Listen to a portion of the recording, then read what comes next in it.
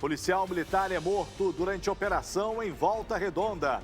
Polêmica no Natal Imperial. Valor pago por atração vira alvo de questionamentos da Câmara de Vereadores e de artistas de Petrópolis. Cachê pago ao Coral Integração é bem abaixo do dinheiro disponibilizado para o evento. Prefeitura de Nova Friburgo é acusada de superfaturar medicamentos e Polícia Federal cumpre mandados de busca e apreensão na cidade.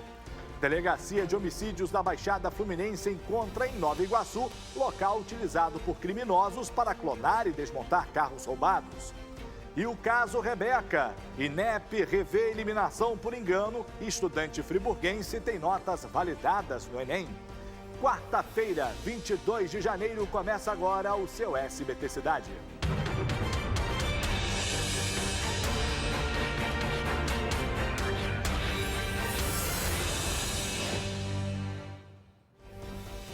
E aí, boa noite, bem-vindo, bem-vinda. Nosso programa vai até encontrar com o seu SBT Brasil, com as notícias mais importantes de todo o estado do Rio de Janeiro. Claro que o nosso contato está aqui embaixo, nosso querido Bira, editor de imagens, está liberando para você aí o WhatsApp, mande sua denúncia, não deixa de mandar não, porque a gente está aqui para ser a sua voz, para cobrar uma solução para os problemas aí da região onde você mora. A gente abre a edição de hoje falando desse caso. A Delegacia de Homicídios da Baixada Fluminense encontrou em Nova Iguaçu um local usado por criminosos para clonar e desmontar carros roubados. Olha isso, gente.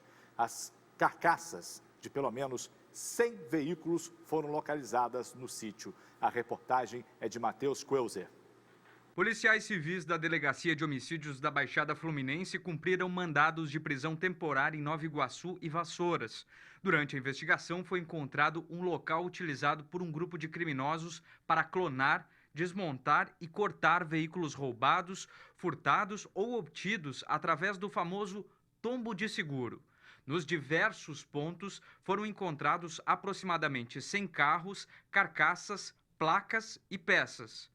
Em um dos sítios, em Nova Iguaçu, foi achada uma ossada de uma pessoa que estava desaparecida. Já em outro sítio também, em Nova Iguaçu, foi apreendida uma arma de fogo e localizados 2 veículos roubados que seriam cortados e desmontados. Um dos mandados de prisão era contra Fernando e Eduardo Magalhães. Ambos são suspeitos pela execução de Alexandre de Brito. Ainda segundo as investigações, eles pretendiam ampliar a milícia no local. Conforme a Polícia Civil, os autores serão encaminhados para a Secretaria de Estado de Administração Penitenciária, onde ficam à disposição do Poder Judiciário. Não, esses carros, em algum momento, eles têm que ser encontrados, sejam num desmanche, sejam abandonados, porque não é possível. O número de roubos de carros no Rio de Janeiro é enorme. É todo dia gente sendo assaltada em alguma parte da capital fluminense, da Baixada Fluminense, da região metropolitana, no interior também tem carro que é roubado, então assim, tem que estar em algum lugar, e os desmanches são encontrados, né? São encontrados, às vezes estão lá, na cara do gol, né? Porque não é muito fácil você esconder um desmanche, né? O carro é uma coisa que é grande, um volume grande, não é uma televisão, não é uma máquina de lavar, é um carro. Então assim, os desmanches às vezes estão na cara do gol, mas precisa de quê? De investigação. Agora tudo bem, ela surgiu, mas demora, né? Demora. Eu vou para o intervalo, volto em instantes com outras informações para você.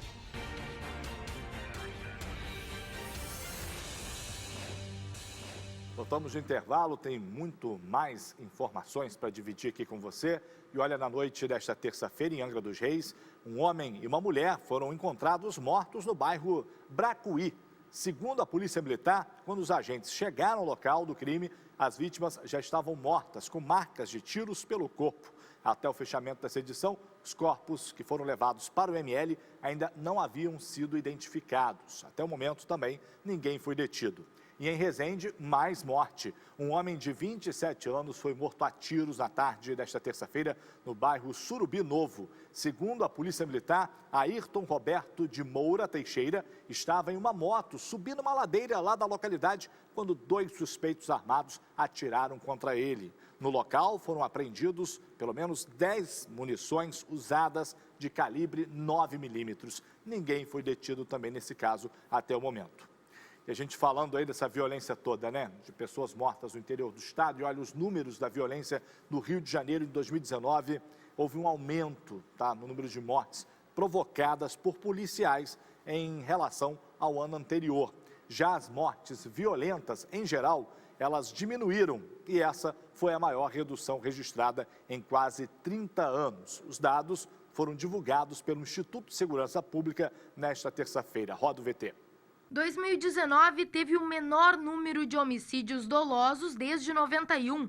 Foram quase 4.000 casos, uma queda de 19% em relação ao ano anterior, com cerca de 5.000. Os roubos seguidos de morte, os chamados latrocínios, também foram os menores em 29 anos, 115 vítimas, uma redução de 34%.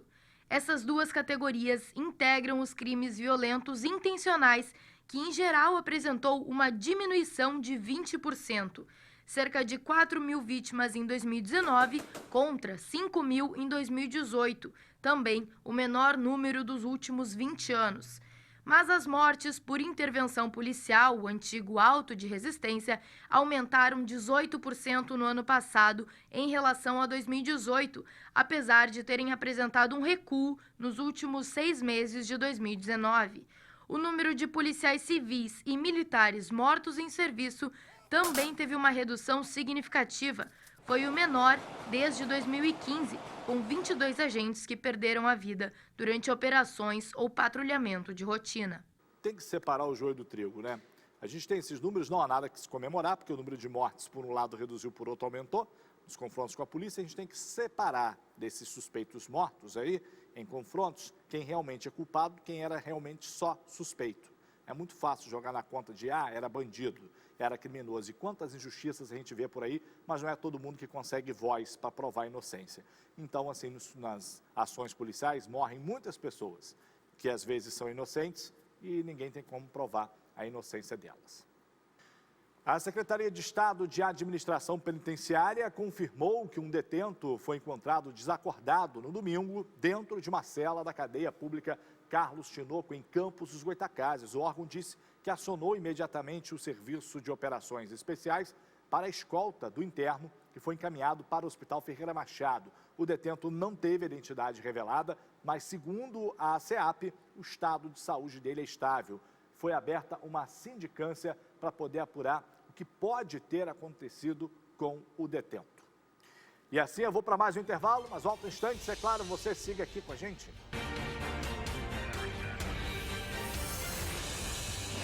Seguimos para todo o interior do estado, voltamos no intervalo falando de uma polêmica envolvendo o Natal Imperial lá de Petrópolis. Atenção Bernardo Rossi, a questão é a seguinte: foram pagos R$250 mil pelo Coral Integração, que é um atrativo, uma noite em que diversos corais se apresentam lá na cidade. Mas cada um dos 6 grupos recebeu um cachê de R$2.500. A Câmara de Vereadores quer saber agora o que foi feito do restante do dinheiro. E essa pergunta é feita também pelos artistas que se apresentaram. Veja na reportagem. A denúncia partiu da própria classe artística. Foram destinados R$250 mil para a apresentação do Coral Integração, enquanto muitos artistas petropolitanos estão sem receber por shows realizados inclusive em anos anteriores. Natal de 2017, tem 2 apresentações atrasadas. Uma apresentação no meio do caminho, mais 2 apresentações da Bauerfest 2018, que segundo a época a negociação era fazer o Natal, a Bauerfest 2018 superfaturada para pagar a Bauer e o Natal. E aí ali eu parei, né? Além deles não terem pago, eu parei de tocar para a prefeitura e falei que enquanto não acertar com toda a classe artística petropolitana, eu particularmente não toco mais. A empresa contratada para administrar a atração foi a Dó Ré Mi Produções Limitada. 6 corais se apresentaram e cada um teria recebido R$2.500. A pergunta é: onde foram investidos os outros R$235 mil? O contrato, firmado no dia 11 de novembro do ano passado, gera ainda outros questionamentos. O primeiro deles é quanto à publicação em Diário Oficial, que não aconteceu. Apenas no dia 27 de dezembro, 5 dias após a apresentação do coral, a Prefeitura publicou uma ratificação confirmando que a contratação foi feita sem licitação. Na mesma publicação, é possível conferir valores pagos a outros artistas petropolitanos que receberam entre R$ 1.500 e R$ 12.000. A questão é exatamente a desproporção, né, de colocarem 250 mil num projeto, num concerto apenas. Se fosse o acontecimento do Natal Imperial, de repente, vá lá, né, mas o acontecimento para a mídia foi o show do padre Fábio de Mello, que custou em torno de 170 mil reais. Outro ponto que causa estranheza está relacionado ao CNPJ da empresa Dó-Ré-Mi Produções Limitada. O site da Receita Federal mostra que ele foi aberto em agosto de 2019, poucos meses antes do Natal Imperial. Como sócio administrador aparece o nome do ex-diretor-presidente do Instituto Municipal de Cultura e Esportes, Leonardo Randolfo. Randolfo pediu exoneração do cargo no início do ano passado, em meio a denúncias que chegaram ao Ministério Público Estadual e ao Tribunal de Contas do Estado, relacionadas a superfaturamento e à falta de pagamentos de contratos do Natal Imperial do ano anterior. Para tentar esclarecer a situação, o vereador Leandro Azevedo, do PSD, que faz parte do Conselho Municipal de Cultura, protocolou na Prefeitura um pedido de informações. No documento, ele pede detalhes sobre a prestação de serviços de pré- e pós-produção, além de como foi feito o recrutamento de pessoal e sobre o que foi gasto com instalações e manutenção das estruturas utilizadas no evento. Essa não é a primeira vez que o vereador pede informações sobre o Natal Imperial de Petrópolis. No ano passado, uma CPI foi aberta para apurar, entre outras irregularidades, o superfaturamento na contratação de empresas que prestaram serviço durante o evento. E pelo menos 3 delas foram contratadas novamente em 2019. A CPI foi suspensa em outubro, mas o Ministério Público segue investigando o caso. Vai a pergunta para nós e para a população: em que foi investido os 250 mil reais? E aí o nosso gabinete, mais uma vez, faz os documentos aqui de requerimento de informação para saber, de fato, detalhadamente, minuciosamente, o que foi realizado com esse dinheiro, para dar esclarecimento à população e, na verdade, se for o caso, colocar mais denúncias, né, para o Ministério Público, Tribunal de Contas.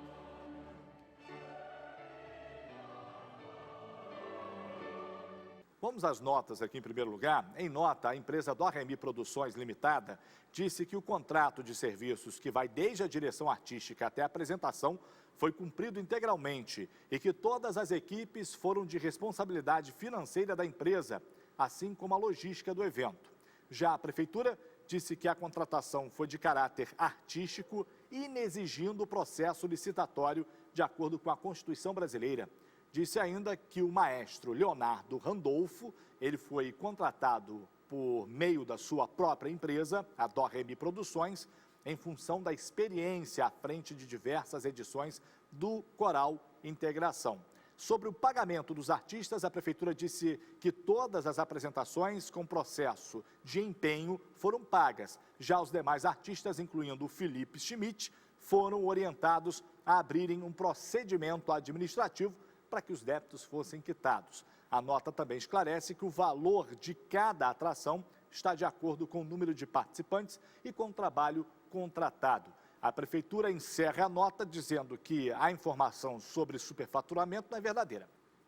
Uma boa notícia, gente, em relação à estudante Rebeca, lá de Nova Friburgo, né? A gente falou sobre esse caso ontem aqui. A menina havia sido eliminada erroneamente do Enem, porque o celular de outra garota de mesmo nome havia tocado na sala. Houve lá uma confusão quanto aos nomes e as notas da Rebeca tinham sido anuladas. A gente pediu nota ao INEP, que só foi respondida depois do jornal na noite de ontem, né? O Instituto de Estudos e Pesquisas disse que as notas da participante já foram disponibilizadas para consulta no portal. A nossa produção entrou em contato com a mãe da Rebeca, que nos informou que o presidente do INEP entrou em contato com ela e reconheceu o erro e que se desculpou, inclusive, pelo equívoco, informando lá as notas corretas. A Rebeca já verificou e as notas bateram lá direitinho, certinho. E, inclusive, gente, ela tirou 940 pontos na redação. Olha que bacana, uma super nota. Parabéns a você, Rebeca. Mais uma friburguense de dar orgulho na gente, hein? Eu que sou de Friburgo, sou friburguense, também estudei na cidade, no mesmo colégio que a Rebeca. É o mesmo colégio que você, Rebeca. O Rui Barbosa, é isso aí. É o que eu digo, né? Quem faz a escola pública, em primeiro lugar, é quem A gente, o próprio aluno. Não é verdade? E como é que eu sei que a Rebeca estudou no Rui Barbosa? Pergunta a Ana Lídia, minha querida professora de português, né? Que foi também professora da Rebeca, formando gerações, hein, Aninha? Beijo no coração para você. Vamos agora a outras notícias pelo estado, vamos ao nosso giro.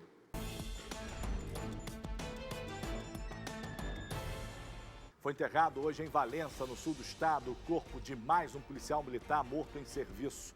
O cabo Leonardo Pinho da Silva, de 29 anos, morreu na madrugada desta quarta-feira ao tentar abordar 2 ocupantes de uma moto no bairro Padre Jósimo, em Volta Redonda. Um deles atirou e atingiu o PM, que não resistiu aos ferimentos. Houve confronto, um suspeito também morreu no local e o outro conseguiu fugir. Em nota, a Polícia Militar diz que lamenta a morte do cabo Leonardo e que estava na corporação desde 2011. A delegacia de Volta Redonda instaurou um inquérito para apurar as circunstâncias da morte. Foi encontrado o corpo da menina de 7 anos que desapareceu no mar de Farol de São Tomé, em Campos dos Goitacazes, no último domingo. O corpo de Camille Rodrigues estava na praia do Açu, na cidade de São João da Barra. A criança estava com um pai e um irmão quando foi levada pelo mar.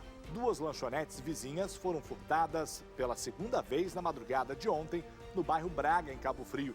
Os bandidos arrombaram os cofres e fugiram com o dinheiro do caixa da semana inteira. Pelo menos um dos envolvidos foi identificado pelos comerciantes, através de imagens de câmeras de segurança. A Polícia Civil vai analisar o material para tentar prender os autores do crime. A Prefeitura de Nova Friburgo foi alvo de uma operação do Ministério Público Federal, da Polícia Federal e da Controladoria Geral da União, que investigam um grupo suspeito de fraudar compra de medicamentos. 6 mandados de busca e apreensão foram cumpridos hoje em endereços aí de empresários e agentes públicos ligados ao esquema. A operação também aconteceu nas cidades do Rio, São Gonçalo e Niterói. Segundo as investigações, a Prefeitura de Nova Friburgo deixou de fazer uma licitação e aderiu a uma ata de preços superfaturada propositalmente, gerando um prejuízo de R$600 mil aos cofres públicos. Pois é o giro de notícias, coisa feia, senhor Renato Bravo. Superfaturamento, o povo precisa de resposta. São com essas informações que eu vou embora. Deixo vocês com o SBT Brasil. Tchau, até amanhã.